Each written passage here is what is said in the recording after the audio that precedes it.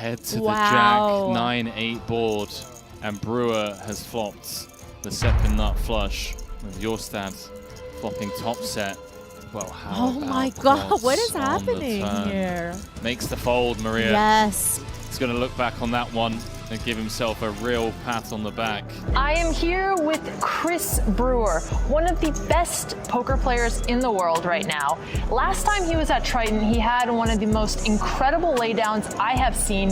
He was able to fold a king-high flush against his opponent who had quads. I was surprised he didn't end up showing you. Espen, put him out of his misery. Just tell him I can't handle just listening to the agonizing over it. But what we're gonna do today is we're gonna play through his hand, and Chris is gonna walk us through his thought process.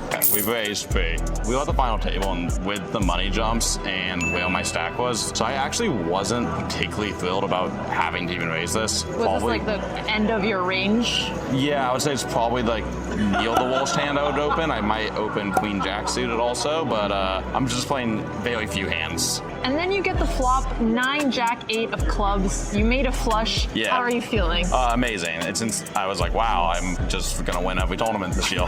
This is cool. So why did you check here? Espen just he has such a leverage on me because of the chip stacks he has. I have so many hands that can't handle the pressure. Like I can just have red aces here on Jack 9 8 3 clubs. Yep. I don't want the pot to be big. The pot being big is just in general is extremely bad for me in this spot, and that's like key to the whole hand. And he's taking his time here. Yeah. I mean, at this point, I'm just like, please bet. That's all I'm thinking. All right, and he's reaching for his chips. He's putting them in. I think I have a relatively easy decision. If the pocket's big, in general, it's bad for me in these spots because Juan Porto's in the big blind social, and if he busts, I make more money. I'm never going to be playing raises there. I'm just going to be playing calls only. Well, oh my God, what is happening here? When you saw the Jack, what did this mean for your hand? I was slightly unhappy. I think... Why were you unhappy? Because I'm opening so tight, Espen is going to be flatting a very specific set of hands, and a lot of those will be the high to medium pocket pairs, so like 8s, 9s, Jacks, all very likely. But when you saw that Jack on the turn, you were already thinking there was a possibility. Yeah, I was concerned about the Jack. I obviously still beat some hands, and he can be bluffing. What kind of hands were you beating here? I'd be beating like Ace Jack suited. I mean, I beat Queen 10 because. What bluffs do you think he could have in this position? Ace of clubs, Queen, Ace of clubs, King if he flatted. He probably raises me pre-flop.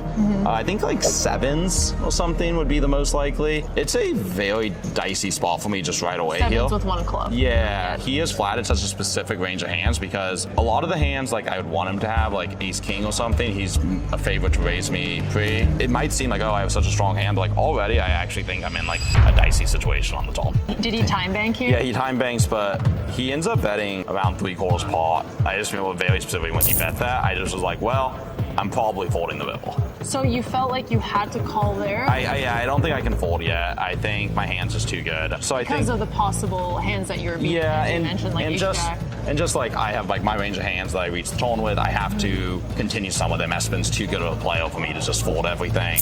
I just am purely bluff catching, I think, at this point. And this is all just the nature of just how tight we were pre to begin with and how connected this board is. River came 5 of diamonds. That didn't change anything for you. Yeah, I wish I'd hit the straight flush, but I didn't.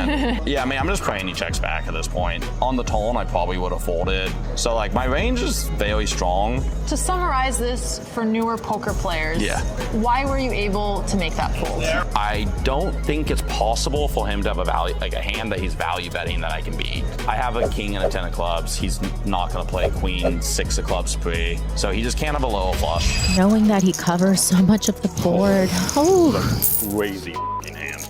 Immediately throws out all of his time extension chips, Maria.